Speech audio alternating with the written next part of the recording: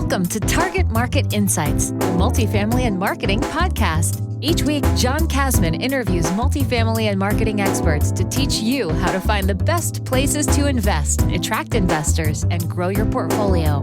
You are listening to Target Market Insights with your host, John Kasman. Welcome to Target Market Insights. I'm your host, John Kasman, and I want to thank you for joining us for what will be another great episode. Now, today we're going to be talking to Seth Ferguson.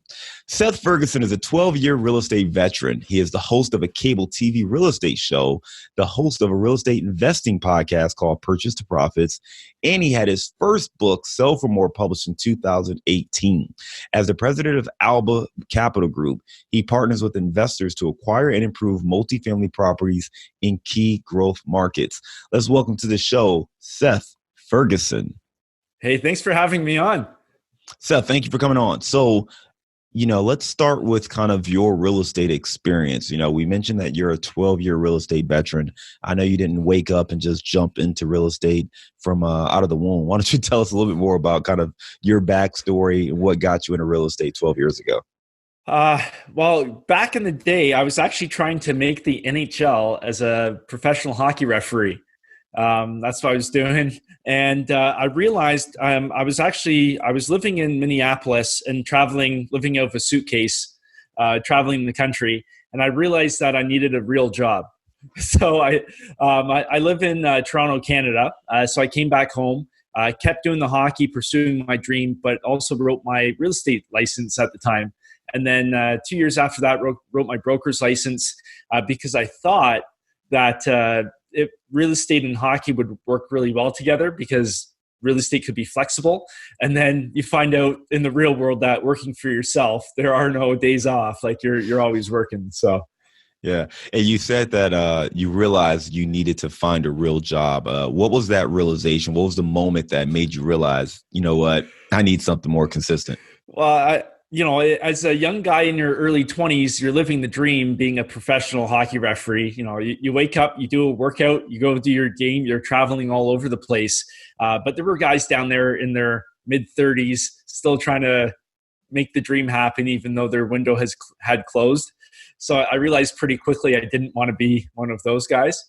Great experience, but I didn't make the NHL. I know lots of people who did. But it wasn't in the cards for me. So luckily, I transitioned into real estate. Got it. So that transition to real estate, where did you start with? I mean, were you doing like residential homes or what were you focusing on? Yeah, I started residential sales and then built up. So then I was part of a residential sales team. I got involved on the investing side. So I started acquiring single family homes. So whether it's a duplex or condo, single family home. And then I eventually decided to transition into multifamily real estate. But it was I had been selling for quite a while before I realized that it's like Robert Kiyosaki talks about all the time. When you're doing commission sales, money comes in, money goes out, but you're not accumulating any assets. And then the light bulb went off in my head. It's like, hey, listen, like I'm selling this stuff. I know the product. I should start acquiring this stuff because I'll actually have something to show for it. Because, in your 20s, you're a young guy, you're making a lot of money. I had a good lifestyle. I had the nice house. I had the nice cars, but it's not income producing assets. It's just kind of wasted money. Yeah. And so let's take it back to that time a little bit, right? So you start off with the residential sales. You're not keeping the money. You're not acquiring the assets, but you are starting to get some income at least coming in to, one, offset kind of your dreams of being a professional referee. And then at some point, just kind of transition from that dream completely. What was your focus? What city were you in? And kind of, did you have kind of a bread and butter product that you were looking for or neighborhood market? What were some of the things that stood out as you were building that career? Yeah, I focus on a suburb of Toronto, and that's where most of my clients were located. I grew up in the area, so I knew it really, really well. And like I said, I was a very successful real estate broker. I had a good number of clients, had a good income. But it was, if I could go back in time, I would tell my younger self not to get the nice car, not to get the really nice house, and instead, buy a duplex, live in one side, rent out the other side. Because I feel now, looking back with all my gray hairs that I have, you're still doing good. You don't have any gray hair, but I do. You haven't seen my beard. You're not looking at my beard closely. It's a lot of gray up in there. Yeah.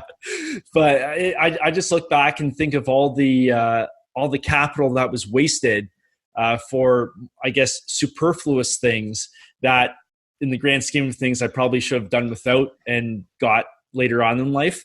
Once I had income producing assets paying for it. Yeah, it's pretty easy to go broke trying to look rich, right? So you got to make sure we are invested in the right things. And it's a hard lesson. I think, you hear about athletes and other folks all the time who you get some money, especially if you are used to living tight and sacrificing and even sacrificing. And the first time you get a little bit of money where you don't have to sacrifice, it's easy to tell yourself, I deserve this, and I want this and I deserve it. And I'm going to go ahead and I'm going to spend the money and splurge a little bit. It's okay to splurge.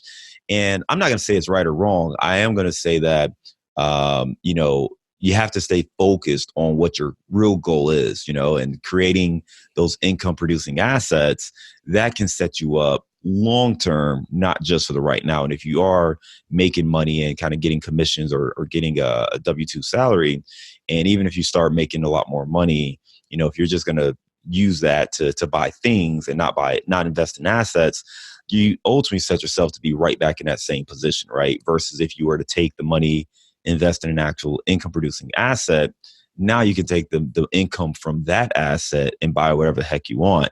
So it's a lesson that most of us have to learn the hard way once or twice and figure it out. But nonetheless, I know that, we can't always look back. But I think the thing for someone listening to this right now is to understand that, you always have the choice and you always have the power to try to make the decisions that can help propel you forward.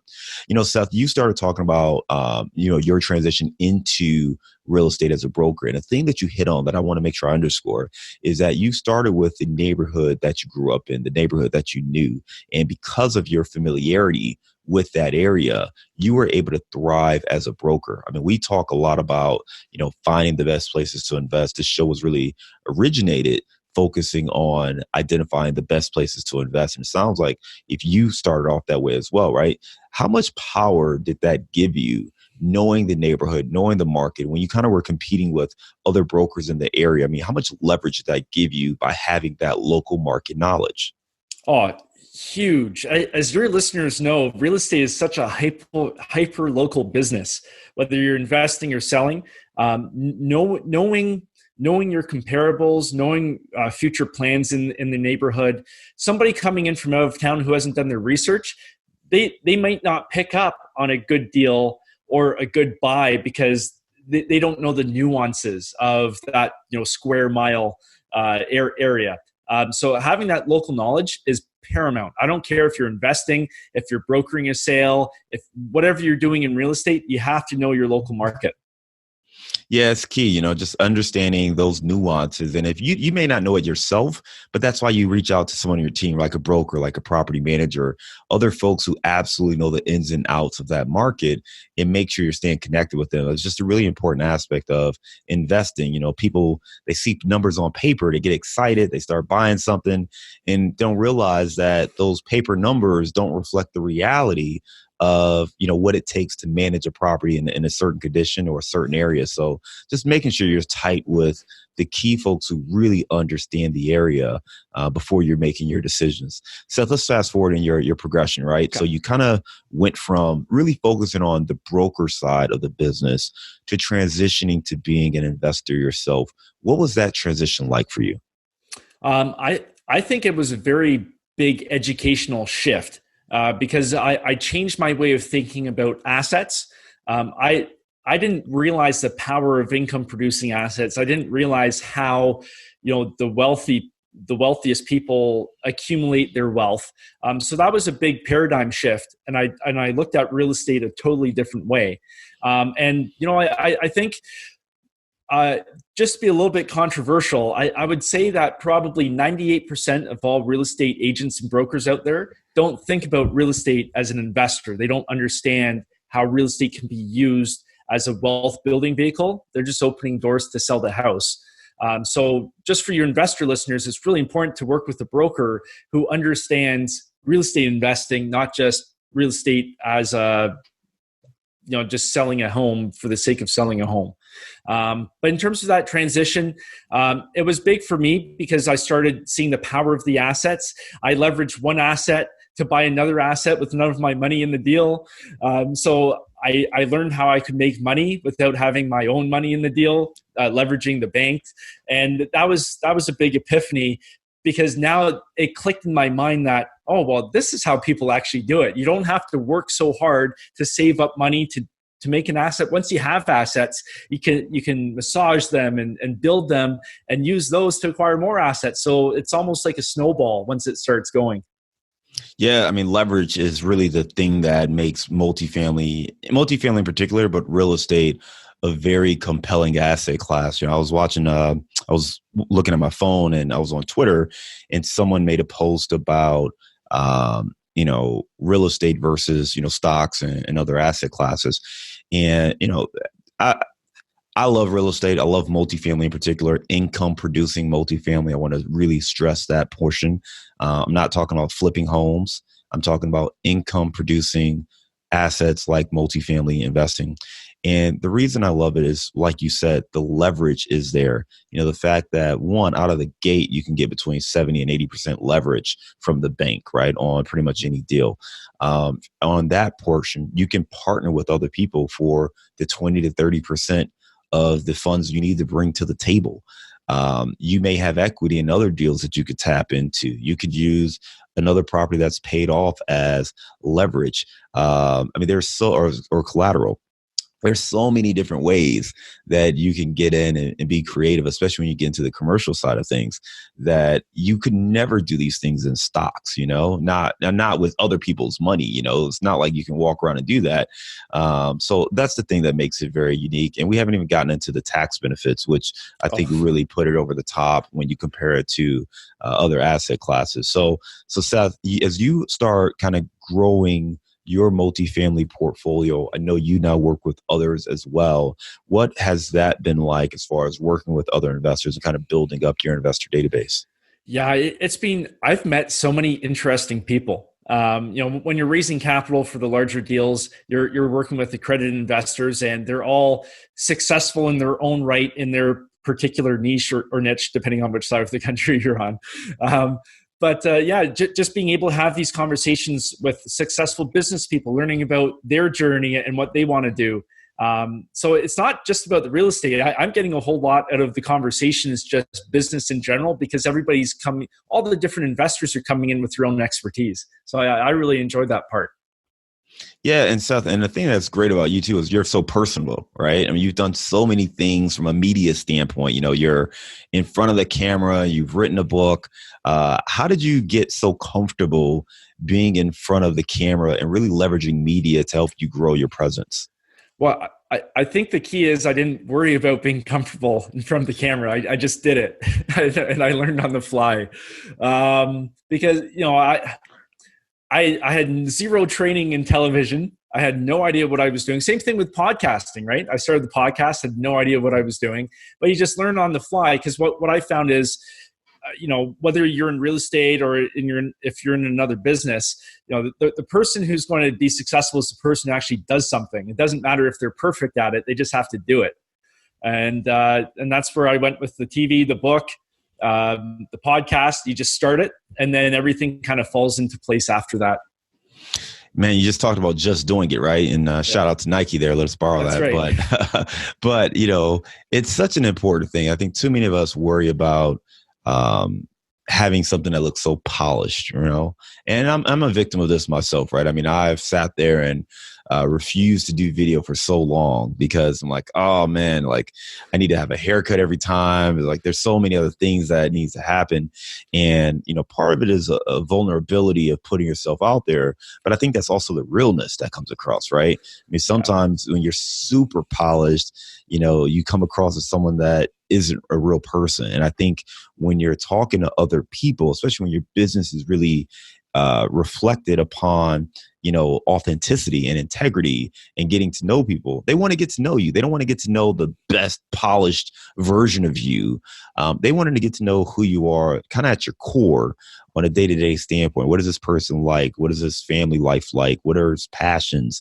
Is this person an honest individual? Are they humorous? Are they playful? They want to get to know you, and they want to see that version of you show up when they talk to you, right? You can't be one guy, in front of the camera and someone else completely different, when you and I are in a meeting together. It kind of a juxtaposition that, starts to put the red flags up and makes people pause. So I think definitely, just being willing to try to get in front of a camera and to just put yourself out there is a great way to start building some recognition, and just, starting to build that comfort. Because no one's great until you try it, right? Yeah. And I think the key there is you can't just let's say you're looking at doing video. You can't just do one video and see how it does. You should do 5 videos in a row. I find you just have to jump in both feet first. So instead of doing, one video, do 5 and then do 5 the next week, then do 5 the next week. And eventually, just through forcing yourself to do it, you will improve, and you'll improve at a much greater rate than if you were just doing 1 video a week. So just jump in with both feet, go for the win, do the Hail Mary pass, and just go big. Yeah, I think the other thing is like we're talking about social proof, really, right? I mean, when you're talking about this content and videos and podcasts and all these things, I mean, ultimately, what we're really trying to get at is social proof. So when someone decides to Google your name, what will they see? Will they see videos? Will they see podcast episodes? Will they see blog posts? What will they find? And the reason that's so important in today's age is people expect you to have some social proof when they look up. If you want people to invest with you, or you have a business and you're an entrepreneur and you're growing your business, what will people find when they Google you? And it's one thing if you have a blog or a podcast, but if I go and check on your podcast and you haven't released a new episode in 6 months, that's going to give me some pause. Okay, well, why not? Why haven't you released? Is this no longer a passion of yours? Did you quit? Are you someone who's going to walk away when things get tough? And again, I'm not saying this is right or wrong. I'm just saying these are the things subtly that people will say to themselves in a split second. They may not even verbally acknowledge it, but there's some questions there versus if they see, oh, this person's had a show for 2 years and they've released an episode every day for the last, or every week for the last 2 years. Okay, this person is someone who can show commitment, who has a vision for what they want to do and, is going to be available. So there are different little messages like that you send out to the world when you do put yourself out there. So I would say you want to try stuff, and it's okay not to continue to do something, but the ultimate point is to build your social proof up. So when someone Googles you, there's something there that they can find to learn more about you and to get a better sense of who you are, your character, your brand, your products, the things that you have to offer the world and who you serve in the community. Yeah, well, 100%. Plus, on the other side, real estate is very competitive. There's lots of capital out there and lots of people looking for capital. So if you can differentiate yourself by having, let's say, if I'm sitting down with an investor, I tell them about my real estate TV show. Oh, that's a good check mark that not a lot of people have. Podcast, that's another check mark. Book, that's another check mark. So you're just trying to stack the deck in your favor. So if they're meeting with 5 different people, you want to be the person with the most amount of credentials. No, I love it. Let's talk more about this cable TV show, right? Because I think that's something that, I know a lot of people in the space, right? We have a lot of guests on the show. I know a lot of podcasters. I know a lot of YouTubers. I know a lot of people who are on social media. I'm pretty sure you're the first person I've talked to who's using cable TV to build their brand. So one, where did this start? And talk to me a little bit more about how you're leveraging cable TV. Sure. So I'd actually filmed a number of segments about 5 years ago. And I remember the producer at the time had said, oh, well, we've always wanted to have a real estate TV show. So I followed that in the back of my mind. And, when I was kind of reinventing or improving my brand, I called them up and said, hey, do you guys still want to do a TV show?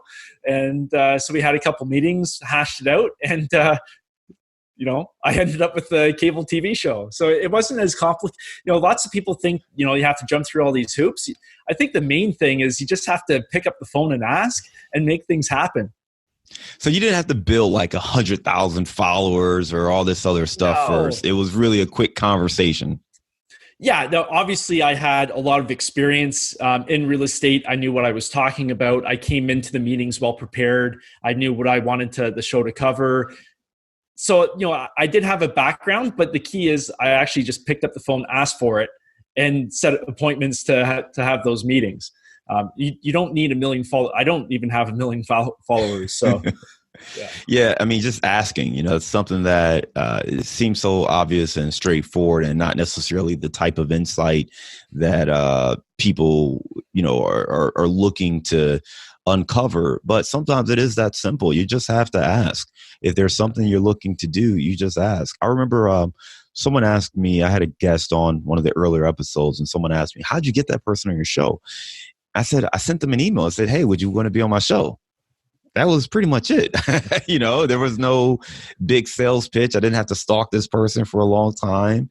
I just sent an email. And I think you have to get to the point where I go back to being comfortable, because it's a personality thing. Some people, it's easy for them to do things and not worry about the consequences. Someone says no, they say no. I actually do care a little bit more. I do take things a little bit more personally. I try not to. I really do try not to. But someone says no, I'll pause for a second. And why did they say no? Was it my pitch? Is it because I wore this shirt today? Like you go through the different things. And for me, it's, ultimately it comes down to what could I have done better, right? Or maybe I didn't position something the right way. But you have to move on, and you have to be comfortable being rejected and being told no.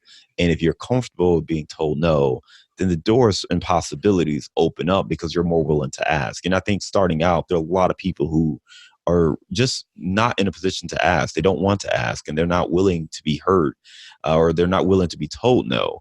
So instead, they just don't ask, and nothing comes of it anyway. So the takeaway for me is just ask, and you can ask, and it may seem absurd. It may seem like something you're not even qualified for, but there may be an opportunity if you know what you have to bring to the table. You can position it in a way where it's helpful for other people. By simply stating that, you may put yourself in a position to be very successful, wildly beyond your dreams, or even kind of what you believe is possible. Yeah, I always use a dating analogy. So let's say you walk up and you approach one guy or girl on the street, and you ask them out, and you get told no, you'll be devastated. But let's say you're asking 50 a day. That one no isn't a big deal anymore, and you will get a date. So you almost have to, harden your nerves, get thicker skin just by getting told no. And then it's not a big deal. It's a numbers game. Yeah, I think to your point, not to keep harping this point, but that's exactly the mindset I think it takes when it comes to working with investors. Because when you start out, that's probably the fear for most people is, you approach someone and they tell you, no, I don't want to invest with you. And you take that personally to the point where you decide you don't even want to approach investors or talk to investors, and not just take that and just realize that, hey, for that person at this time, it wasn't a good fit, or they're not ready for the opportunity, or maybe you two just don't match up personality wise. But it doesn't mean that there aren't other people who are in your network who the opportunity is right for. And I think coming from the right mindset there, you open yourself up to the right possibilities versus really limiting yourself just based off of the feedback or one or two people. Seth, so great discussion there.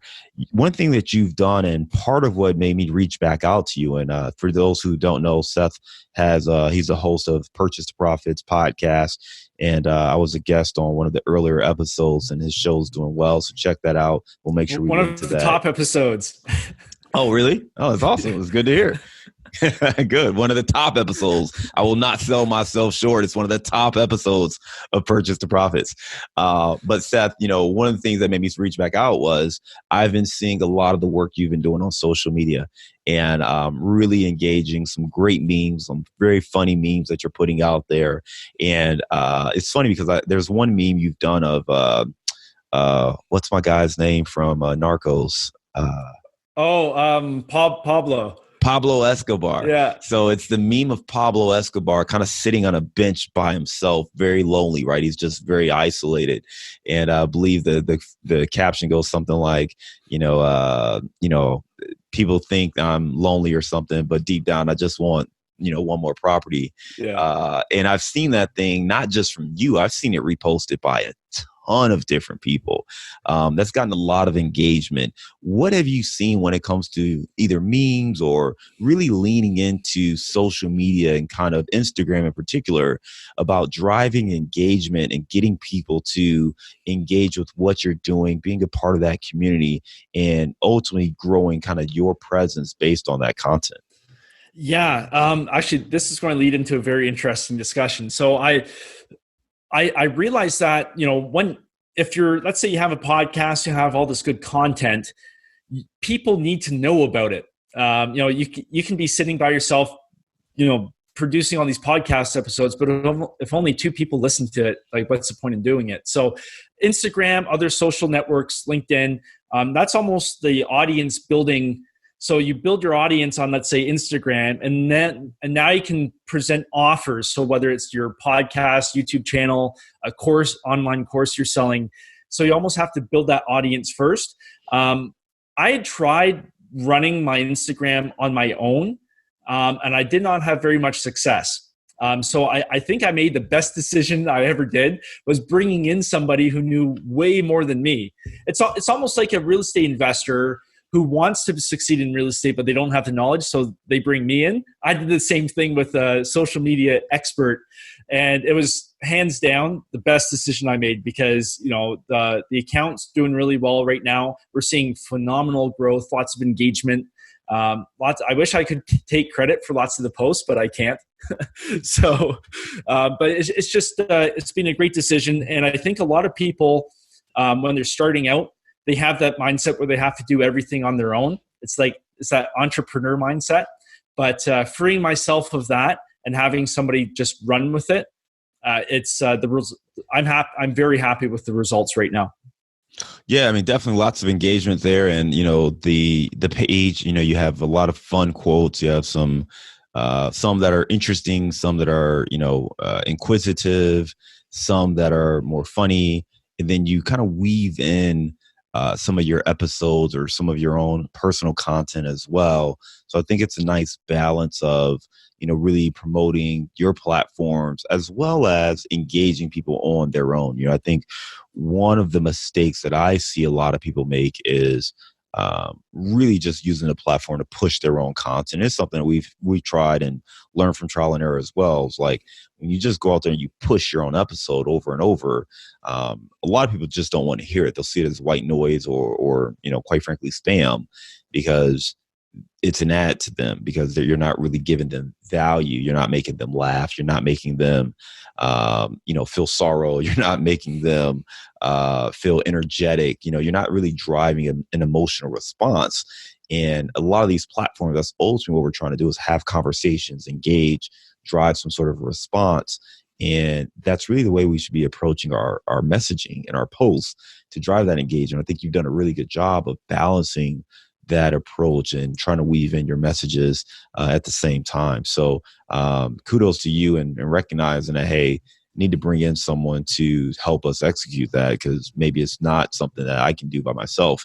And you talked about that, and that kind of entrepreneur's plight is, you have limited capital normally, limited resources and time, capital, the things that are important to you. How do you balance, where you prioritize? So with that said, where does social media fall as far as a priority for you? I think social media is number one. It's advertising and marketing. And the longer I've been around, the older I get, the more I realize that most entrepreneurs, like mom and pops, when they need to spend, when they need to cut costs, they always cut marketing and advertising first, which is what they really should be spending on in the first place. So even with, I'm considered a real estate startup on the investing side. I don't care about spending on advertising because I know I'm building a long-term audience, which is why I'm doing the podcast, YouTube channel, and TV show. It's all about building that audience. And then I'm going to monetize that audience, whether through raising capital, whatever else comes down the road. But having that audience, building that is number one. And you can't do that without social media now because, can you really build a true audience through direct mail? I don't think so. You can build a list, but is that really an audience? I don't think so. So social media is number one for sure. Yeah. And then to your decision on partnering or outsourcing some of the content development, how did you come to that conclusion? And what would you say to someone else who is in a position right now where they're looking at their budget, not a lot of money, they want to build a brand, hesitant to pay someone else to do that? Because the downside is that maybe what this other person is thinking or company is thinking, maybe it doesn't work for you. And now you've lost time and money partnering with someone else. So how did you deal with those concerns? Well, I realized it when I was doing it on my own and I got no results. I'm like, okay, this is not going well. So I didn't have any false pretenses of me being a social media, mogul. So I'm like, okay, got to find somebody who knows what they're doing. I asked for recommendations and referrals from some other people. In terms of, I looked at it as it's for me not to do this. I'm going to lose more. Like the money didn't really play into it because I've got my long-term, I've obviously got like short, medium, and long-term goals. My medium and long-term play needs this for my long-term stuff to happen. So it's not really about the money. Like it's more, if I don't do this, I'm going to miss out on this huge opportunity because I've seen other people in the real estate space and other businesses where they've leveraged that audience to build a very vibrant business. So I know it's successful. I know I just have to duplicate it. I'm not reinventing the wheel. But for me not to take the step and really harness the power of social media, I think that would be a huge mistake. And social media, like it's cheap comparatively speaking. And when I started in real estate, people were still advertising in the newspaper. That was expensive, and you don't even know who clicks on it or who read it, right? So I think social media is cheap compared to buying TV ads, buying billboards, all of that traditional advertising. Yeah, and if I could just add on to that, I mean, you're spot on. I mean, it really is cheap. Even though I know Facebook right now, very few people are seeing organic posts right now. It's really hard to get organic reach on a platform like Facebook. But when you look at Instagram, YouTube, Twitter, LinkedIn, some of these other platforms where you can get a bit more organic reach, one of the things that is really telling you just hit on this on your last point, unlike a billboard or a newspaper or even TV, you can pretty much know exactly who engaged with your content. If someone likes the post, if someone leaves a comment, you know who it is. I think one of the missed opportunities that a lot of people have is social media, because we're all, so many people are looking to build a huge following and not engaging with the audience they already have. If you make a post and 5 people like it, why don't you send a direct message to those 5 people? Especially if they're people that you don't know or haven't talked to. Hey man, thanks for liking this. You know what? I see that you're interested in real estate too. Whatever. You don't know where that conversation can go, where that relationship can go. So finding a way to engage with the people who are engaging with you already is a great way. And to your point, if you have something that you're looking to build based off of this, whether it's an investor database or a product that you're selling, there's a woman who sells eyelashes in a pink medicine bottle, and she just blew up over the last couple weeks here, and she's getting now backlash from people who are realizing the simplicity of her business, but her branding is phenomenal. And she went from I think a couple thousand followers on Instagram to, the last time I checked, she was at like 20 some thousand, I think probably over 30,000 now. And it's remarkable right now. And I don't think the goal should be to go viral like that and to blow up where you go from one day having 1,000 followers to the next day having 10,000 followers. But if you make posts and you engage with people, find ways to engage with them and take it from just about the post and do business in that direct message platform. Find ways to go from, online to an offline conversation, getting an email address, getting them on your list, having a live conversation with them. That is one of the most powerful things that you can do with social media. So don't get too caught up in how many likes you get on a post or how many people comment on a post. Try to engage with as many people as you can on that platform and see how you can build on those connections and turn them into real world connections as opposed to just online ones. Yeah, absolutely. And just to expand on your point, I know people running successful businesses online with 1,000 followers. That's it. But they attracted the right 1,000 followers with their content. But I also know people who are very successful with, let's say, 300,000 followers too. So you don't, like you said, it's not about the big numbers. You just have to be able to target what audience you want to attract and create the content that will attract them. And, if 5 people like your stuff, like you said, there's probably somebody in there with a need that you can serve. Absolutely. Seth, great information, man. I appreciate you being open and talking about kind of how you've built up your social media platform, the way you're driving engagement right now, as well as your transition from the broker side of real estate investing to being in multifamily and working with investors yourself. Are you ready to transition to our bullseye round? Yeah, let's do it. How has a failure or an apparent failure set you up for later success? I would say the biggest failure was a breakdown in a personal relationship, and that made me a lot tougher mentally, and that actually spurred me to do a lot of the stuff I'm doing now because I had a rebound from absolute rock bottom. All right, what is the book you've recommended or gifted the most in the last year? That would be 2. Millionaire Real Estate Investor by Gary Keller. I've handed that out quite a bit. And then Rich Dad, Poor Dad is a classic as well. All right, give me a digital or mobile resource you recommend for your business. I like using Calendly for setting my appointments online. I love that. What is a daily habit that helps you stay focused on your goals? Exercise. What's one thing you know now that you wish you knew when you were starting out?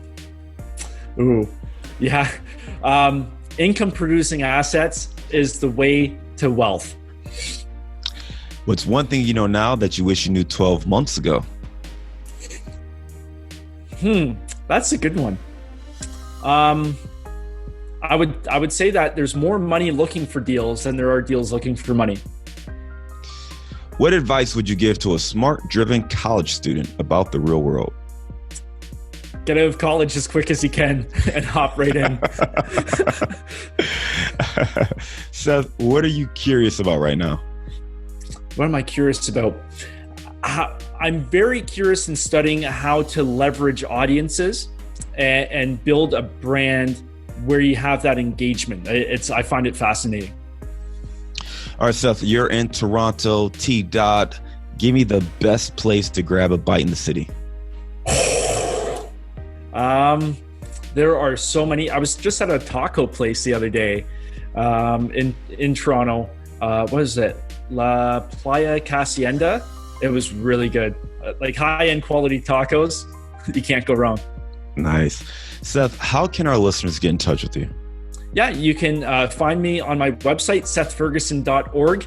Don't go to .com. That's an evangelical preacher. So sethferguson.org.